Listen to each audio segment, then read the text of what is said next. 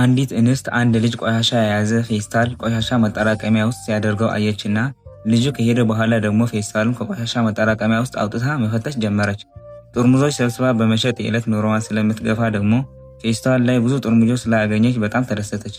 ደግማ እጇን አስገብታ ስትፈትሽ ደግሞ $500,000 ያሸነፈ ሎተሪ አገኘች እና እሷ ግን ስላላወቀችው ብዙም ግድ ሳይሰጣት ሎተሪውን ኪሷ ውስጥ ከተተችው። ሰራተኛው ቆሻሻውን ገፍቶ ወደ ስራ እየተመለሰ ያለ ደግሞ አንድ ወጣት እየሮጠ ወደሱ በመምጣት ቆሻሻውን የት እንደጣለው ጠየቀው። እሱ ደግሞ የመኪና ፓርኪንግ ላይ ያለው የቆሻሻ ማጠራቀሚያ ውስጥ እንደጣለው እየነገረው ልጅቷ ደግሞ ፌስታሉን ይዛው መሄድ ጀመረች። ወጣቱ ደግሞ እኔ ሀብታም ነኝ ያለ በመሮጥ ወደ ቆሻሻ ማጠራቀሚያው መሄድ ጀመረ። ይሁን እንጂ ፌስታሉን ቆሻሻ ማጠራቀሚያ ውስጥ አልቆየውም። ይሄ የማይሆን ነገር ነው፣ ማን ሊወስደው ይችላል እያለ ደግሞ ልጅቷ ፌስታሉን ይዛው ስትሄድ አያት።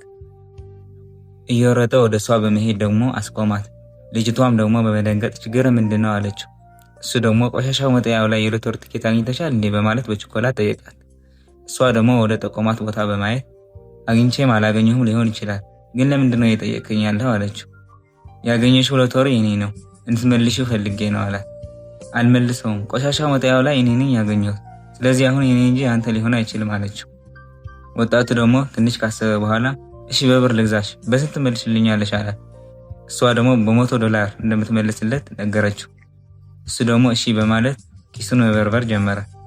ቢሆንም ግን ሁሉም ኪሱ ላይ አገላብጦ በቂ ብር ማግኘት ስላልቻለ ለአሁኑ ኪሴ ላይ ይህ ብቻ ነው ያለኝ፣ ነገር ግን ቤቴን ሄጄ የቀረውን ብር ልሰጥሽ እችላለሁኝ አላት። እሷ ግን በመጀመሪያ ቤትህን ሄደህ የጠየቅኩህን ብር አምጣልኝ አለችው። እሺ በቃ እንደዚህ እናድርግ፣ ወደ ቤት አብረን እንሂድ፣ ይሄ ደግሞ አንቺ ብርሽን እንደምታገኝ እርግጠኛ ትሆኛለሽ፣ እኔ ደግሞ ሎተሪን እንደማገኝ እርግጠኛ ሆናለሁ ብለው ሐሳቡን ነገራት። እርሷም ትንሽ ካሰበች በኋላ እንደዛ ከሆነ ሌላ ተጨማሪ ብር እንዳስከፍለ እገደዳለሁኝ፣ ምክንያቱም ሎተሪን ወደ ቤት ሄጄ ነው እየሰጠሁ ያለሁኝ አለችው። እሱም ደግሞ $300 እሰጥሻለሁኝ አላት። እርሷም ተደስታ እሺ አለችው። ከዛ በኋላ ወደ ቤታቸው እንደደረሱ ወደ ቤት እንድትገባ ቅድሚያ ሰጣት። እሷ ደግሞ ገብታ ቤቱን በደንብ እያየች ቤትህን በጣም ነው የሚያምረው አለችው። እርሱም አመስግኖ እዚህ ቆይ ብርሽን ይዤልሽ እመጣለሁኝ ብሎ ደረጃውን ወጥቶ ወደሚተኙበት ቤት አመራ። የሚተኙበት ቤት ክፍት ሆኖ ስለቆየው ተገርሞ ወደ ቤት ገባ። ሚስቱ ተኝታ ስለቆየችው ደግሞ ደስ ብሎት ሊያያት ጀመረ። ነገር ግን አጠገቧ ላይ ሌላ ሰው እንደተኛ የሚያሳይ ምልክት አየ። ሻወር ላይም እየታጠበ እንዳለም ድምጡን ሰማ። በጣም ደነገጠ። በንዴትም ሙሉውን ቤቱን ዞሮ በማየት ሻወር ላይ እየታጠበ ከነበረ ወጣት ጋር ፊት ለፊት ተያዩ። ዳንኤል፣ ሁሉም ነገር እንደምታስበው አይደለም፣ እንዳስረዳህ እድሉን ስጠኝ አለው ወጣቱ። ዳንኤል ደግሞ በንዴት ቤቴ ውስጥ ምን ታደርጋለህ አለው። ሚስቱም ደንግጣ ከእንቅልፏ ነቃች። ቤቴ ላይ አልጋዬም ላይ ቆይተኸኝ ምን እንዳሰብ ትፈልጋለህ? ከሚስቴ ጋር የምተኛበት ክፍል ውስጥ ምን ስታደርግ ነው የቆየኸው አለው። ወደ ሚስቱም ዞሮ በንዴት ምንም ነገር ሳይናገራት ትቷት ወጣ። እርሷም ድርጊቷን አሳፍሯት አፏን ይዛ ጸጥ አለች። ዳንኤል በንዴት ከክፍሉ ወጥቶ ወደ ታች እንደወረደ ደግሞ የጎዳና ተዳዳሪዋ ልጅ ሁኔታውን ስላስደነገጣት ምን ሆነህ ነው ደህና ነህ አለችው። እርሱም ደግሞ ከኔ ጋር እንሂድ ብሎ ከቤቱ መርቷት ወጣ። ወደ ውጭ እንደወጡም ደግሞ ልጅቷ ደህና ነህ፣ ይህን የሚያህል የሚያስጨንቀህ ከሆነ ይህን ሎተሪ ልመልስልህ እችላለሁ ብላ ሎተሪውን መለሰችለት። እርሱ ደግሞ ከዚህ በኋላ ህይወቴ ተበላሽተዋል፣ ይህም ሎተሪ ምንም ነገር አያስፈልገኝም አላት። እንዴት እንደዛ ትላለህ ብላ ተገርማ ጠየቀችው። ሚስቱ ከስራ ባልደረባው ጋር ተኝታ እንደቆየችው በዚህ ምክንያት ደግሞ በጣም እንደተከፋ እና ልቡም እንደተሰበረ ገለጠላት። እርሷ ደግሞ ግን እኮ እንደተጎዳህና ልብህም እንደተሰበረ ማሳየት የለብህም እኮ አለችው።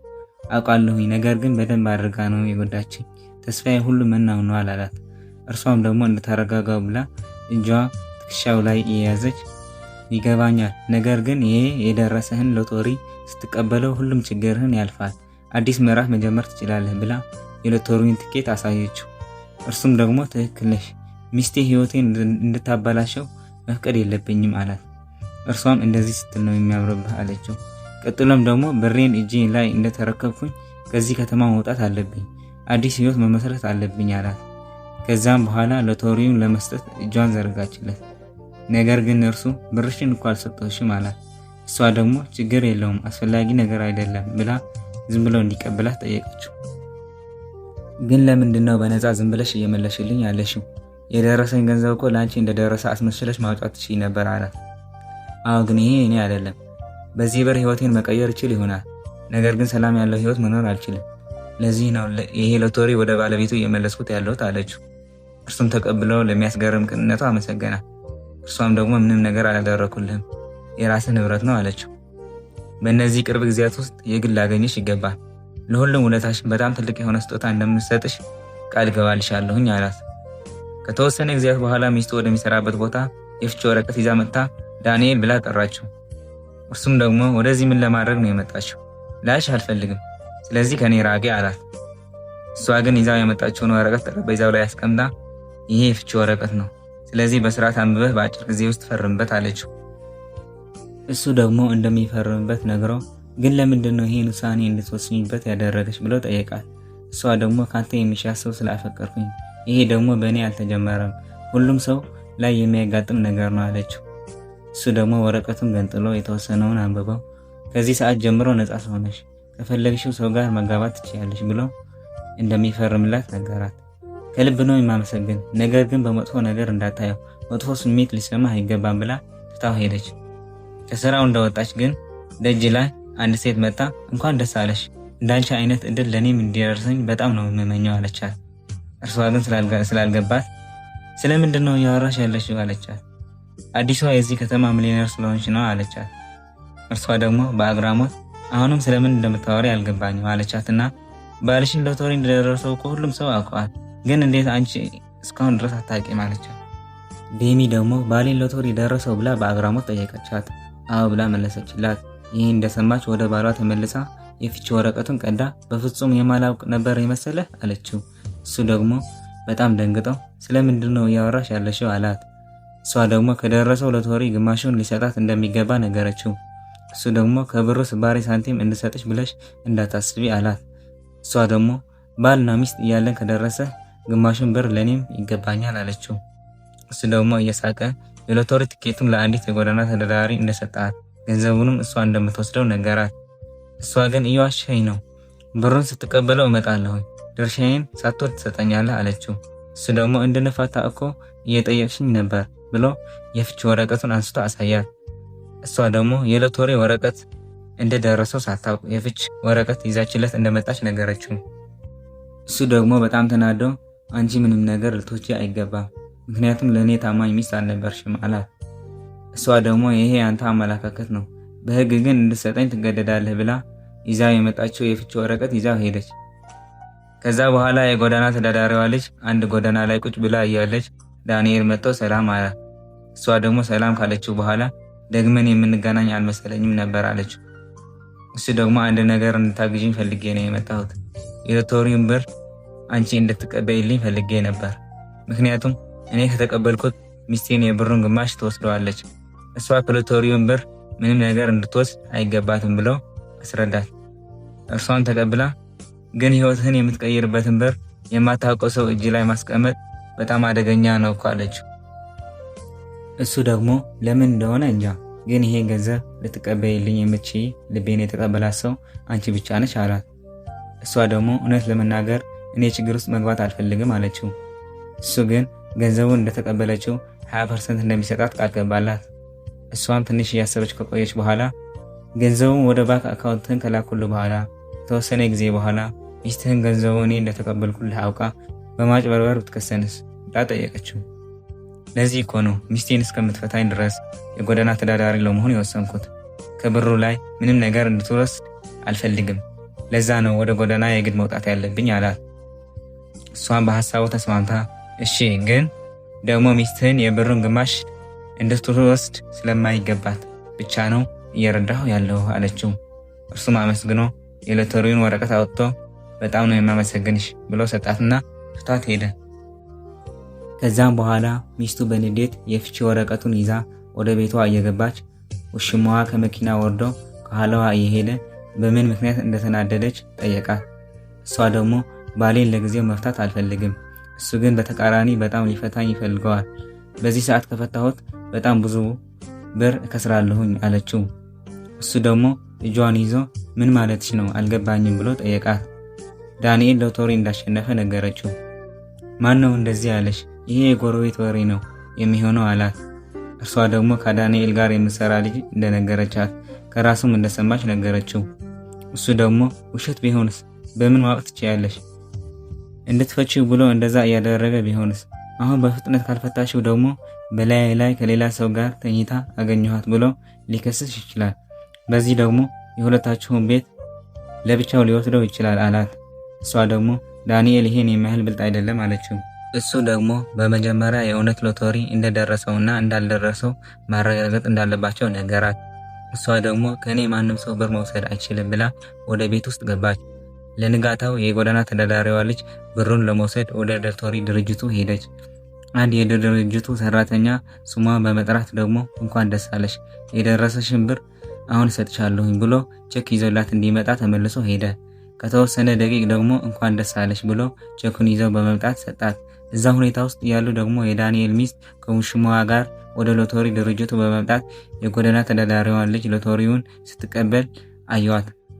ዴሚ ወደ እሷ በመቅረብ አንቺ ነሽ ተባባሪው አይደል? ዳንኤል የት ነው ያለው ብላ ጠየቀቻት። ልጅቷ ደግሞ ስለምን እያወራሽ እንደሆነ አልገባኝም አለቻት። ውሽማዋ ደግሞ ተቀብለው በዚህ ጉዳይ በማታለል ተከሰሽ እስር ቤት ውስጥ መግባት እንደምትችይ ታውቂያለሽ አላት። እያወራኸው ስላለኸው ነገር አስተውልበት። አሁን የግማሽ ሚሊዮን ብር ባለቤት ሆኛለሁኝ። ስለዚህ ከማንኛውም ሰው ማጥፋት ራሴን መከላከል እችላለሁ አለችው። የዳንኤል ሚስት ደግሞ ቀጥላ ተዋት፣ ለአሁኑ ትሂድ። በማንኛውም ሰዓት ዳንኤል ይሄን ብር በሚጠቀምበት ጊዜ ሊያድንሽ የሚችል ሰው እንደሌለ እወቂ አለቻት። ልጅቷ ደግሞ አንድ ሰው የሎተሪ ቲኬት እንደ ስጦታ መስጠት ይችላል። ስለዚህ ይሄ ነገር ደግሞ በፍጹም ወንጀል ሊሆን አይችልም አለቻት። የትም ቢደበቅ አገኘዋለሁኝ፣ ደግሞ ባህሌ መሆኑን አትርሺው አለቻት። ልጅቷ ደግሞ ከባለዳራዋው ጋር በድብቅ ግንኙነት ስታደርጉ ግን ባልሽ መሆኑን ረስተሽው ነበር መሰለኝ አለቻት። ዴሚ ደግሞ በንግግሯ በጣም ተዋሳጅታ ሺ ጊዜ አሁን ብር ብታገኝም እንደ ድሮሽ ጥርሙዞችን መሰብሰብ በፍጹም የምታቋርጪው አትመስይም ብላ ሰድባት ሄደች። ለንጋታው ደግሞ ዴሚ ዳንኤል ወደሚሰራበት ሄደችና ለአንዲት ከእርሱ ጋር የምትሰራ ዳንኤል እንድትጠራላት ጠየቀቻት። ሰራተኛዋ ደግሞ እየቀለድሽ ነው? ዳንኤል እኮ እረፍት ወስደዋል። ተመልሶም ወደዚህ ስራም የሚመጣ አይመስለኝም። ምክንያቱም ሁሉም ያሸነፈውን ሎተሪ ተቀብሎታል አለቻት። ሚስቱ ደግሞ ወዴት እንደሄደ ሲናገር አልሰማሽውም እንዴ አለቻት። ሰራተኛዋ ደግሞ አንቺ ሚስቱ የት እንዳለ ሳታውቂ እኔ እንዴት አውቃለሁኝ አለቻት።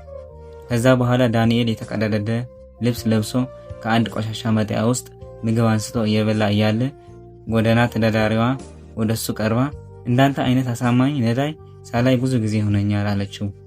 እሱ ደግሞ ተቀብሎ ሁሉም ነገር በጥሩ እንደሚፈልገው እየሄደለት እንደሆነ ነገራት። እሷ ደግሞ ባለው ነገር ስለተስማማች አዎ በጣም ግን ደግሞ እስከ መቼ ድረስ ነው እንደዚህ ሆነን የምንቆየው ብላ ጠየቀችው። እሱ ደግሞ ሚስቱን የፍቺ ወረቀቱን እስከምትፈርምለት ድረስ ነው፣ ይሁን እንጂ በቀላሉ የምትፈርምልኝ አትመስልም አላትና እሷ ደግሞ በዚህ ሁኔታ ውስጥ ከቀጠልን በአጭር ጊዜ ውስጥ እንደምትፈርምለት ነገረችው። ቀጥላ ደግሞ እንደዚህ ሆነ ሳይ ግን በጣም አስደነገጥከኝ፣ ለአንተ ይህንን አይገባህም አለችው። እሱ ደግሞ መጥፎ ነገር አይሰማሽ፣ አንቺ እንዳልሽው በቅርብ ጊዜ ሁሉም ነገር ያበቃል አላት። ግን ለምንድን ነው አንድ ልምድ ያለው ጠበቃ ቀጥረህ ብርህን ለመውሰድ የማታስበው? ከበቂ በላይ ብር እኮ ነው ያለህ አለችው። እሱ ደግሞ በቀላሉ እንደዛ ማድረግ ይችል እንደነበረ ነገር ግን ደግሞ እንደዚህ ማድረግ እንዳልፈለገ ገለጠላት። ቀጥሎም ከአንቺ ጋር በደንብ እንድንተዋወቅ ረድቶኛል፣ ከአንቺ ጋር በመተዋወቄ በጣም እድለኛ ነኝ አላት። እሷን በጣም ደስ ብሏት እኔም በጣም እድለኛ ነኝ፣ ከዚህ ሰዓት ጀምሬ ጥርሙዝ ሆነ ምንም ነገር አልሰበስብም አለችው። እሱ ደግሞ በምን ምክንያት የጎዳና ተዳዳሪ እንደሆንሽ እኮ አልነገርሽኝም አላትና እርሷም ቆም ብላ ባሏ ሁሉም የነበራትን ሀብት ከሷ ወስዶ ከውሽማው ጋር ትቷት ከሄደ በኋላ የጎዳና ተዳዳሪ እንደሆነች ነገረችው። ይሄ በፍጹም የማይሆን ነገር ነው፣ አንቺን የምትመስል ሚስት ትቶ የሚሄድ ባል ደደብ መሆን አለበት አላት። እሷም ደግሞ በንግግሩ በጣም ተደስታ ትክክል ነህ፣ የእውነትም ደደብ ሰው ነው አለችው። እዛ ሁኔታ ውስጥ እያሉ ሚስቱ መጣ። በመጨረሻ አገኘሁ አለችው። እርሱም ከነበረበት ቦታ ተነስተው የተከበርሽ ባለቤቴ፣ እኔም ስላገኘሁሽ በጣም ደስ ብሎኛል ብሎ ሊያቅፋት ሲል በእጇ ገፍትራ እንዳትጠጋኝ፣ ባለህበት ሆነ አውራ፣ በጣም ነው የምትገማው አለችው። እርሱም ልብሱን እያሸተተ ከዚህ ከሃዲ ሰው ጋር ነው ደግሞ የመጣሽው አላት። ውሽማው ደግሞ ከሃዲም አትለኝም፣ አንተ ማድረግ የማትችለውን ነገር እኮ ነው እያደረኩኝ ያለሁኝ አለው። እሱ ደግሞ እኔ አንተ በእኔ ላይ እንዳደረከው ነገር በማንም ላይ ማድረግ አልችልም አለው። ሚስቱ ደግሞ ተቀብላ ሰምተናሃል፣ አሁን ስለዚህ ነገር ለማውራት አልመጣንም። ግማሹን የሎተሪን ብር እንድትሰጠኝ ብቻ ነው የመጣሁት አለችው። እሱ ደግሞ ሎተሪውን በስጦታ መልክ ለጎዳና ተዳዳሪዋ ልጅ እንደሰጣት ተናገራት። እሷ ደግሞ ብሬን በክብረት ስጠኝ፣ ካልሆነ ግን ለመፋታት እንዳታስብ አለችው።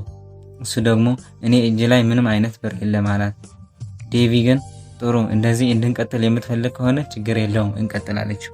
እሱ ደግሞ ይሄ ጨዋታ አይደለም፣ እኔ እንደዚህ ብዬ ለመኖር ወስኛለሁ ብሎ ጎዳና ተዳዳሪ መሆኑን እንደሚቀጥልበት ነገራት። እሷ ደግሞ እንድፈታ አትጠብቅ ብላው ሄደች። ብቻቸው እንደቀሩ ደግሞ አሁን በእርግጠኝነት ትፈርማለች አላት። የጎዳና ተዳዳሪዋ ልጅ ደግሞ ግን አሁንም ታፈቅራታለህ እንዴ ብላ ጠየቀችው። እሱ ደግሞ ከዚህ በፊት ያፈቅራት እንደነበረ አሁን ግን ከህይወቱ ስለወጣችለት በጣም ደስተኛ እንደሆነ ገለጠላት። እሷ ደግሞ ልትረሳት ስለቻል በጣም ደስ ብሎኛል አለችው። በአንቺ እርዳታ ነው ልረሳት የቻልኩት፣ በጣም ነው ደግሞ የማመሰግንሽ አላት። እርሷም ቀጥላ አሁን ታዲያ እኔ ምን ላደርግልህ አለችው። እርሱም ደግሞ በየቀኑ እንድታገኘው እንደሚፈልግ ነገራት። እሷም በየቀኑ እየመጣች እንደምታየው ቃል ገባችለት። በጣም ምርጥ ሰው እንደሆነች ነግሮ አንድ ላይ ብዙ ቦታዎች እንዲጎበኝና የሁለቱንም ታሪክ አብረው እንዲሰሩ ጠየቃት። እሷም በሀሳቡ ተስማምታ ስማው ሄደች። ከትንሽ ቀናት በኋላ ደግሞ አንዲት ልጅ ወደ ዴሚ ቤት ሂዳ አንኳኳች። ዴሚ መጥታ ከፈተቻት በኋላ ደግሞ ሰላም ዳንኤል ይኖራል ወይ አለቻት። ዴሚ ደግሞ ምን ፈልገሽ ነው? ዳንኤል ለምን ፈልገሽ ነው አለቻት። ሰራተኛዋ ደግሞ ይዛውን የነበረች ወረቀት እያሳየች ይሄ መልእክት ላደርስለት ፈልጌ ነበር አለቻት። ዴሚ ደግሞ ስለምን ጉዳይ እንደሆነ ጠየቀቻት። ሰራተኛዋ ደግሞ በዚህ ቤት ስም የተወሰደ ብር ስላልተመለሰ ቤቱ እንደሚታሸግ የሚጠቁም ወረቀት ነው። ዳንኤል ስራ ከመተው በፊት ይሄ ቤት አስይዞ ከድርጅቱ ብር ተበድሮ ነበር አለቻት። ዴሚ ደግሞ ከዚህ በፊት ስለዚህ ነገር ነግሮኝ አያውቅም፣ ከአሁን በኋላ ደግሞ ከዳንኤል ጋር ምንም የሚያገናኝ ነገር የለኝም አለቻትና ሰራተኛዋ ደግሞ ቀጥላ ይሁን እንጂ ሁለታችሁም ባለትዳር እንደሆናችሁ ነው ወረቀቱ የሚጠቁመው፣ ስለዚህ ይሄ ነገር ላንቺም ይመለከትሻል አለቻት። ሚቀጥላ ለመሆኑ ስንት ብር ነው የተበደረው ብላ ጠየቀቻትና ሰራተኛዋ ደግሞ $100,000 እንደተበደረ ነገረቻት። ዴሚ በብሩ መብዛት በጣም ደንግጣ እንዴት ይሄን የሚያህል ብር ልታበድሩት ቻላችሁ አለቻት። ሰራተኛዋ ደግሞ ምንም ነገር እንደማታውቅና ብሩን መክፈል ካልቻላችሁ ግን ቤቱን በጨረታ እንደሚሸጥ ነግራ ወረቀቱን ሰጣት ሄደች። ውሽማዋ ደግሞ መጥቶ ምን እንዳጋጠማት ጠየቃትና እሷ ደግሞ ዳንኤል ከዚህ በፊት ሳይነግራት ብር እንደተበደረና አሁን ደግሞ $100,000 ካልከፈሉ ቤቱ በጨረታ እንደሚሸጥ ነገረችው። እሱ ደግሞ ወረቀቱን ከእጇ ወስዶ አንበበውና ለመፋታት እድል አግኝተሽ ሳለሽ እንድትፋቺ ነግረሽ ነበር አላት። እሷ ደግሞ ይህን የሚያህል ችግር የሚመጣብኝ አልመሰለኝም ነበር አለችው። እሱ ደግሞ በሷ ምክንያት ሁሉም ነገር እንደሚከስሩት ነገራት። እሷ ግን በፍጹም አንከስርም፣ ይሄ ቤት ይውሰዱት፣ ችግር የለውም፣ ግማሽ ብሬን ስካፈል ተመልሼ መግዛት እችላለሁኝ አለችው። እሱ ደግሞ አብደሻል እንዴ? ሁሉም ነገር እኮ እየከሰርነው ነው ያለነው አላት። እሷ ግን በባሏ በፍጹም መሸነፍ እንደማትፈልግ ነገረችው። እሱ ደግሞ ባሏን ፈታ በሰላም እንዲኖሩ ደጋግሞ ለመናት። ይሁን እንጂ እሷ ግን አይሆንም ብላ ተስፋ አስቆረጠችው። ከዛ በኋላ ዳንኤል ጎዳና ላይ ተኝቶ እያለ ዲኒ መጣ በጮኸት ተነስ አለችው። ዳንኤል ደግሞ ከነበረበት ተነስቶ በዚህ ቅርብ ጊዜ እንገናኛለን ብዬ አልጠበቅኩም ነበር አላት። እሷ ደግሞ በቁጣ ከባንክ ብር ተበድረህ ቤታችን አስወሰድከው አይደል አለችው። እሱ ደግሞ እኔ ሳልሆን አንቺ ነሽ እንዲወስዱት የፈቀድሽላቸው አላት። እሷ ደግሞ ዳንኤል እኔ በቀላሉ እጄ የምሰጥ እንዳይመስልህ፣ ብሬን ሳሰጠኝ የምፈታ እንዳይመስልህ፣ $1 እንኳን ቢሆን ይዘህ ባገኝህ እንድታካፍለኝ እጠይቃለሁ፣ በፍጹም እኔን ለማሸነፍ እንዳታስብ አለችው። እሱ ደግሞ ስባሪ ሳንቲም እንደሌለውና ከሱ ጋር ስትፎካከር እንዳታብድ ነገራት። አይገባኝም፣ አንተ ግን በዚህ ሁኔታ እንደማትቀጥል አረጋግጣለሁኝ ብላው ሄደች። እሱ ደግሞ እየሳቀ ስልኩን አውጥቶ ፕላን ቢ እንዲጀምሩ ትዕዛዝ ሰጥቶ ተኝተበት ወደ ነበረ ቦታ ተመልሶ ተኛ። ለንጋታው ደግሞ ሰራተኛዋ ልጅ ዴሚ ወደ ተከራየችበት ቦታ ሂዳ አገኘቻት። ዴሚ ደግሞ ተገርማ አሁን ደግሞ ምን ፈልገሽ ነው የመጣሽው አለቻትና ልጅቷ ደግሞ አሁንም በድጋሜ ባሏ ከድርጅቱ ብር እንደተበደረ ነገረቻት። ዴሚ ደግሞ በጣም ተናዳ ባለፈው ቤቴን ወሰዱት፣ አሁን ደግሞ ምንድነው የፈለጉት አለቻት። ልጅቷ ደግሞ የሷ ስራ የተባለችው ነገር ማድረስ እንደሆነና ሌላ ምንም ነገር እንደማታውቅ ነግራ ወረቀቱን ሰጠቻት። ዴሚ ቀጥላ ጎዳና ላይ ወጥቶ እየለመነ እንዴት ብድር ሊሰጡት ይችላሉ አለቻት።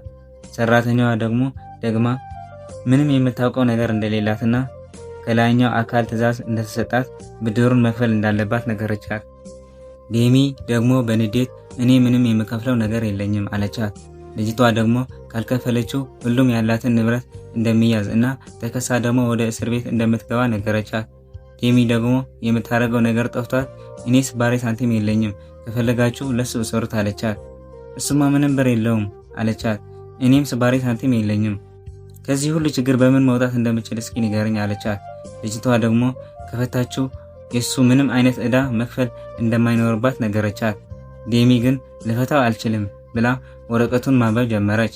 እዛ ሁኔታ ውስጥ እያሉ ውሽማ መጥቶ ዴሚ ይበቃል፣ በዚህ ከቀጠልሽ እጅሽን ላይ ያለው ሁሉም ነገር ታጫለሽ፣ ለኔም ቢሆን ታጭኛለሽ አላት።